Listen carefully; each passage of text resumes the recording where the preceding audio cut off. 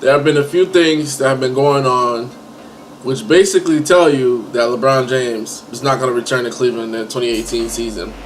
It is very, very telling. A lot of people are saying, well, this doesn't make any sense. There's nothing to do about it. It's not much to do. But I'm here to tell you that those folks are absolutely wrong. These are 3 reasons why LeBron James will leave the Cleveland Cavaliers. Reason number 1, LeBron James is not happy at all whatsoever with the GM situation.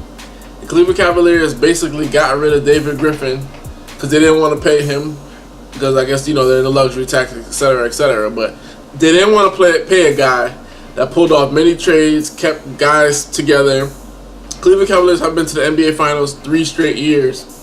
Every single year, improving on their roster. They didn't want to pay that man. Now, what adds insult to injury, he leaves, and the guy that they wanted, Chauncey Billups, doesn't take the job.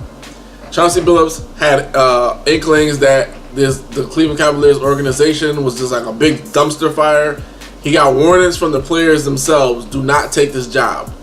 So Chauncey Billups basically gave up on a job. He passed on a job where he could GM LeBron James. Well, here's the kicker. Chauncey Billups might be the smartest guy in the room because he probably knows some inside information that means LeBron James is not staying. Because anybody, you or me, or any other guy for a potential GM job, it's a great job. It pays way more than what he'd be getting paid by ESPN. So why wouldn't you take that job unless you know something that we don't, which is LeBron James is not staying. So if Chauncey won't even take that job, and that's your GM for LeBron James, that is the first sign that LeBron James is not staying in Cleveland. Right then and there, they fired a GM that he actually wanted, and they couldn't get the one that he did want. So front office failed there. The second reason LeBron James is leaving Cleveland is because the Cavs were unable to get Jimmy Butler, and they were unable to get Paul George. They really wanted Paul George for LeBron. LeBron was, he was pushing that to the front office. They were unable to get him. Paul George got traded to OKC. Jimmy Butler got traded to the Minnesota Timberwolves. Now, what does that tell you? LeBron is looking at these guys like, you guys are so inept. You know what I'm saying? He's saying like, we had a possible shot at getting Paul George or Jimmy Butler, and you didn't pull the trigger on either one. Now, a lot of people don't know this, but LeBron James has not spoken to Kevin Love since the finals. Like, literally, like, they have not spoken. You know what I'm saying? If they have spoken, it's probably like, hey, how you doing? Yeah. Oh, well, team meeting. That's it. LeBron James is not happy with Kevin Love's role on the team. He feels like the team is very top-heavy. They need more playmakers, and Kevin Love is just not that guy. So for the Cleveland Cavaliers to pursue George, to possibly pursue Jimmy Butler, and just didn't have the nerve enough to pull the trigger or make it happen, made absolutely no sense. They even did a deal where they had a potential deal that would have sent Paul George to the Cavs, but Kyrie Irving and Channing Frye to the Suns. It was just a mess, and that right then and there gave LeBron James all the information that he needed. These guys don't know what they're doing. We don't have a GM. You weren't. Not only were you not able to get Paul George, you weren't able to get Jimmy Butler, consolation prize.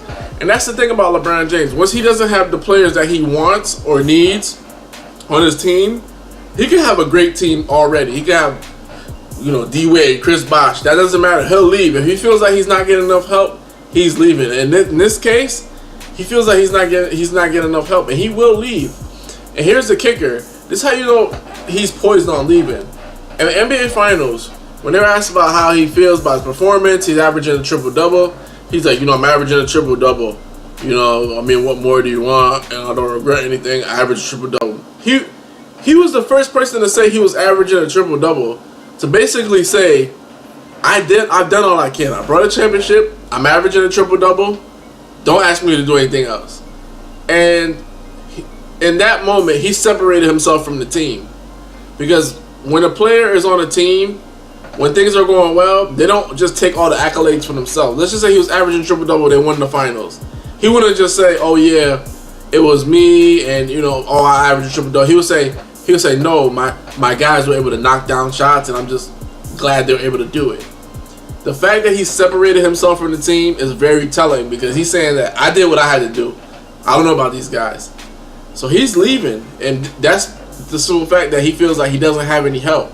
You have Kyrie Irving, one of the best point guards in the East, if not the best point guard in the East. You have Kevin Love, possibly the best power forward in the East, basically. Not a lot of great power forwards in the East. And LeBron was saying we need more ammunition, we need more help, and the Cavs didn't get him. Paul George nor Jimmy Butler, he's out of there. He's out of there. Writings on the wall. The final reason why LeBron James is not going to stay in Cleveland is because he has not been recruiting for them. A lot of people like Chris Broussard and others are saying, well, that's not a big deal. That's a very big deal. This is the first season where we haven't seen LeBron James recruit. LeBron James has been recruiting people since his days in Miami.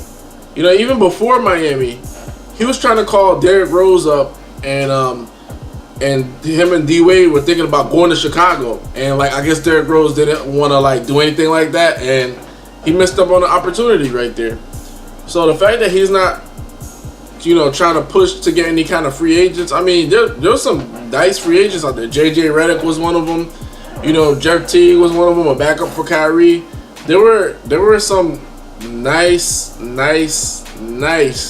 pieces out there that LeBron James could possibly, talk up. And everybody knows that he was calling up Paul George and he was calling up Jimmy Butler. One of the things that I thought LeBron had a hand in was when Paul George said, well, I'm not coming back. I thought that was like LeBron telling Paul George to tell the organization, tell them I'm not coming back. This way they could trade you to us, so this way we could get you before they do any stupid moves. But in that case, he didn't have anything to do with it. But the simple fact that you don't hear him calling guys, you never hear oh yeah, I got a call from LeBron. Everybody always says, I got a call from LeBron, etc., etc. That lets you know that LeBron's saying, my time here is done. There's no need to call anybody.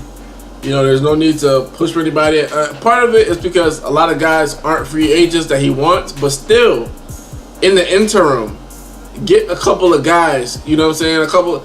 Paul Millsap was a guy that LeBron could have possibly tried to, campaign for, or whatever the case is. There's a lot of other guys than Paul George and what's his name? Paul George and Jimmy Butler, like Gordon Hayward. That's another guy you possibly could have. You could say, well, we'll move Love if you come, because Hayward is nice. The simple fact that LeBron James has not been cementing his flag, saying recruiting guys. First year, I feel like this is the very first year he hasn't done it. That's very telling, and what that tells me is he's leaving Cleveland. This is Vlad for Hoops Junction with Hoops Meets Hoopla. Peace.